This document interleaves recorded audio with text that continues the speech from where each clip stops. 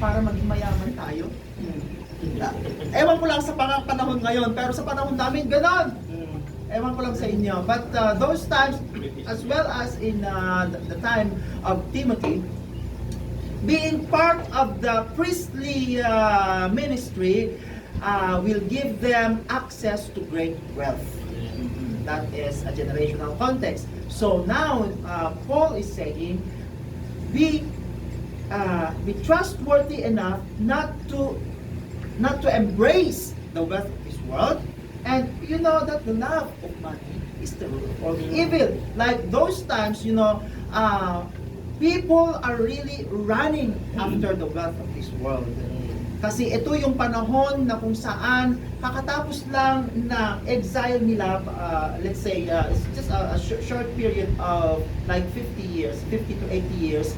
Natapos ang exile nila from Babylon, they went on to Israel, back to Israel, and they have built the second temple, wherein now here comes the Romans oppressing them and all. So being rich on those times will give them the edge. So people those times are really running after money so that they will have high societal standing. So that is the generational context here. Now, having money in this world is not a sin. Okay? If we are being entrusted with wealth of this world, let us be trustworthy of the wealth that we are being entrusted with. Amen? We need to be good stewards. We know for a fact na Abraham, Jacob, and Israel, Abraham, Isaac, and Jacob, prominent, and also who are the people, even Paul, and who else? There are King David, Solomon. There are so many characters in the Bible with great wealth. However, they did not divulge themselves into loving the wealth, but they were being used, the wealth itself was being used to help others and for the glory of God. Amen. And you know that centurion, I'm not sure, yeah, it is a Roman centurion wherein Peter went into his house, and that centurion and his whole household received the Lord Jesus Christ, because the word says, the Bible says, teaches us that it says, God saw your giving. God saw your generous heart. That's why Peter was brought into his household, and his whole household was saved. Naalala ninyo iyon na merong pinapunta ang Diyos na anghel kay Pedro, pumunta ka doon sa ganito dahil merong tao doon. And then Peter said, God saw your giving. So let us use the things that we have to bless others, not just to hoard them. Walang hoarding dito. Hindi tayo nag-hoard ng wealth. It should be a common wealth.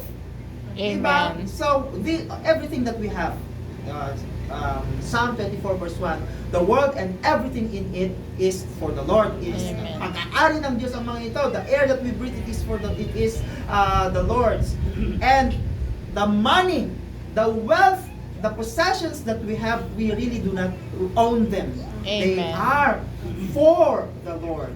If it was being entrusted to us, we need to use them to bless others. Amen. Now, we go into 3 items here. There are reminders to those who are not rich. So if you are rich, this is not for you.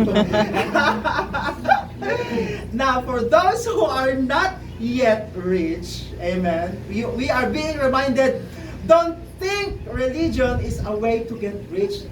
Yung ating pantanina, introduction kanina. So that is a generational context. Now, in this period, that's why, and we can stop telling those people who are still exhorting tithes and offering in this way. You should stop telling the church or asking the church whenever you come here and say, who wants to get rich? There are Christian churches who are still encouraging the congregation by asking them, who wants to get rich? Tithing and giving will make you rich. That is very wrong. Amen. Now you should stop. If you are still doing that, and if that is still your perspective, stop it. It is really wrong. Don't think that this is the way to get rich. The Bible, Jesus never taught us how to get rich. Amen. Number 2, godliness with contentment is the great gain. 1 Timothy chapter 6, verse 6. Amen. Contentment is the great gain. Makontento tayo. Amen. Whatever is being entrusted to us, we need to learn how to be satisfied. Amen. Mga tao kasi ngayon, greed. Kaya merong flood control, ghost projects. Because they are so greedy, they are already rich, they want to be even richer. It constitutes, the contentment or godliness constitutes true wealth. Amen. A consistent, authentic walk with God, that is godliness. And it gives satisfaction, contentment to the heart, combined with satisfaction and peace within. Regardless of finances, wala ka mang uulamin bukas, it doesn't matter. Amen. If you have peace in your heart, and that peace that transcends all understanding will guard your heart and mind. Amen. Amen. Hallelujah. Now there is the key is contentment, really. A proper perspective of life and understanding that necessities of life, food and clothing. You know, in Maslow's law, I think, there are three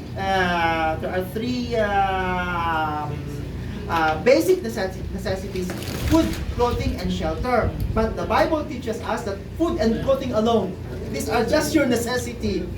There are people during those times, there are people that they are living living their life with just food and clothing. Natutulog sa kung saan. Ang Panginoong Jesus, Jesus Christ, even told the 72 disciples, so there are 12, and then He commissioned 2 by 2, going to all places, sit with them, talk to them, and be with them, sleep in their houses if they want. But if they reject you, ipagpag mo ang iyong, right, di ba? So, meaning, shelter during those times is not even a necessity. Food and clothing, that's it. How many pair of shoes you have? How many pairs of shirt and tops and pants you have? And yet you still say, I have nothing to wear tonight. That's why I'm not going to NOP. Diba? So, you just need to be contented. Yeah. There are two schools, whether content or contented. Past tense na din daw yung content. Let's be content of what we have. Diba? Jesus Christ, I saw a movie wherein the actor playing as Jesus Christ in that movie, he had patches on his clothes, his tunic. So those times they were wearing tunics, para siyang abayang half lang, ganyan. So with patches, and then it says in Matthew, not even all the glory of Solomon, sabi niya doon, have this beauty, are as beautiful as these lilies. Diba? So, ang mga damit natin ngayon, pagkaganda-ganda, ang damit natin ngayon, we have alam ko, si Kuya Eli, marami siyang sapatos. Jordan. Oo. But then, sabi niya dito ay godliness. We need to change our perspective about being godly. Amen. So these are reminders. Sabi ko naman sa inyo, these 2 points here is for the not so rich, amen. But warnings. There are also warnings to those who want to get rich. Ano kaya ang mga ito? Una sa lahat, the danger of pursuing wealth. There are temptations. It will have snares all the way, left and right. Many foolish and harmful lusts. Mga kaibigan ko, na dahil nga talagang malaki ang mga sahod, They always go to Bahrain for lustful things. So now, think twice.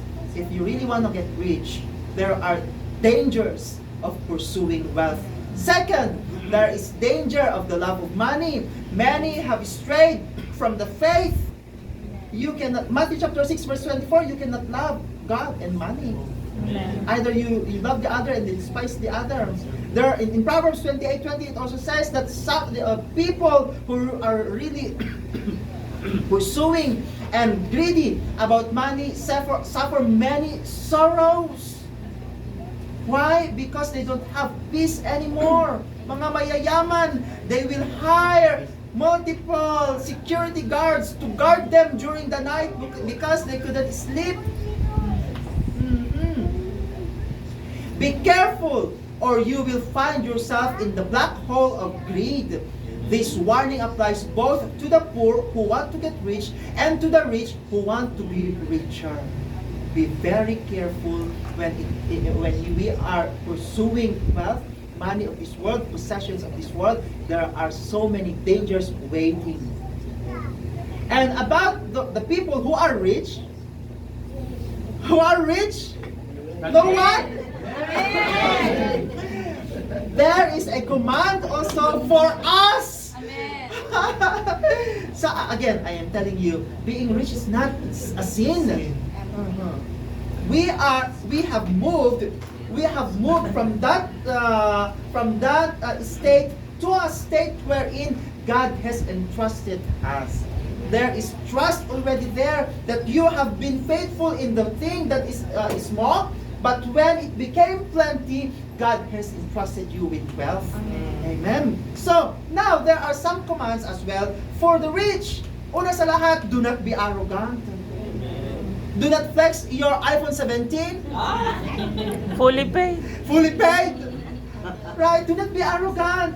Why? Because the Bible says that the proud will be humbled, but the humble will be rewarded. Do not trust in wealth for security. Amen. Luke chapter 12 verse 15. Ano ang sinasabi niya dyan? Sabi niya dito ay,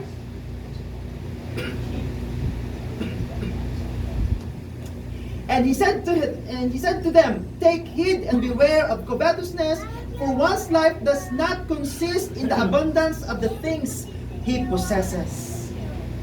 Life is not about the things that you have, not about the 3 houses that you have, not about the 2 cars that you have. It's not about the many 3, 4, 5 kilos of jewelries you have.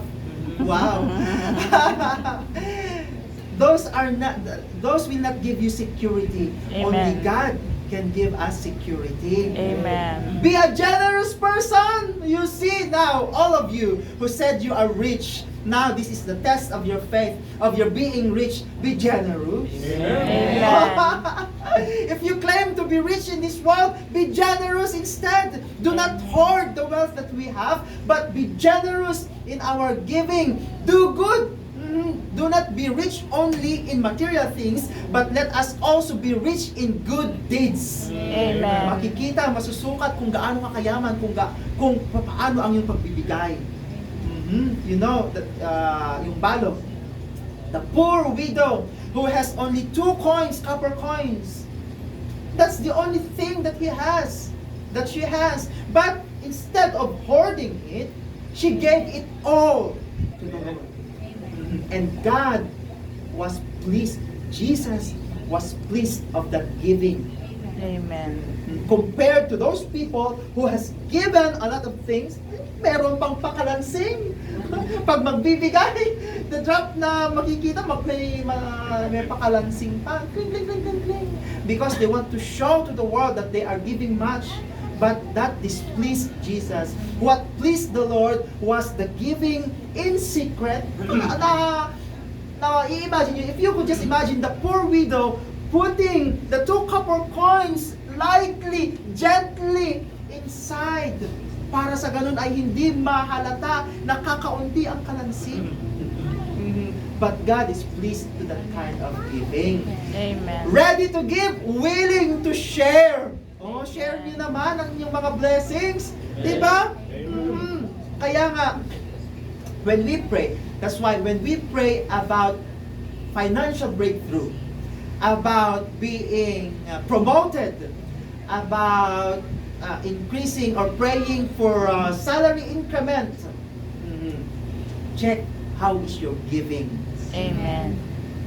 Now, there is this saying, when God increases your wealth, do not increase your spending, but increase your giving. Amen. Lay hold on eternal life. Colossians chapter 3 verse 2. Do not set your mind on the things that are below, but set your mind on things that are above, heavenly, eternal things. Amen. Okay, good. Mayroon tayong mga material possessions. It is really nice to have comfort and no, sorry, that's wrong. It's really nice to have possessions in this world. It's really nice to be entrusted with wealth in this world. Let us use it to give glory to God.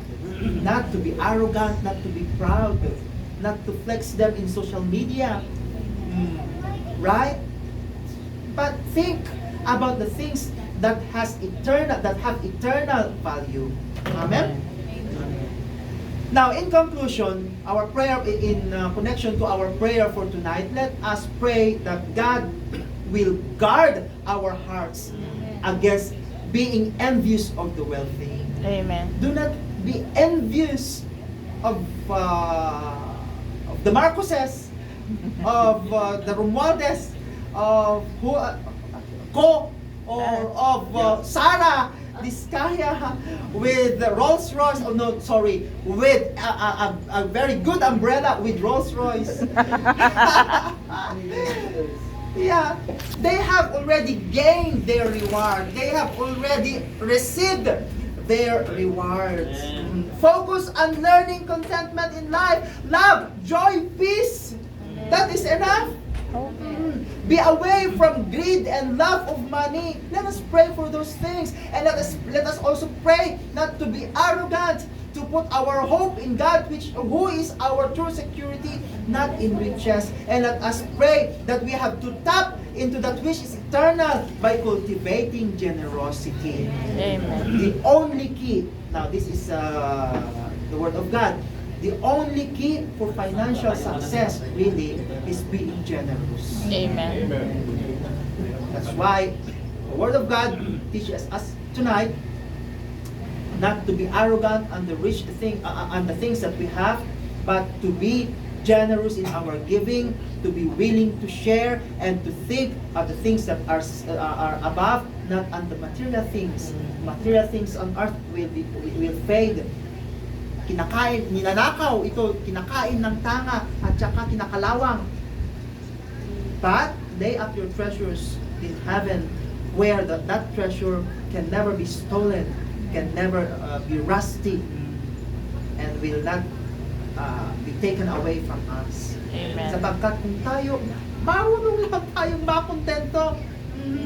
If we have to live this life, kontento sa Inabraw, sa Bulanglang, bakit matuto ka magbulanglang? Huwag kang mag-steak sa steakhouse.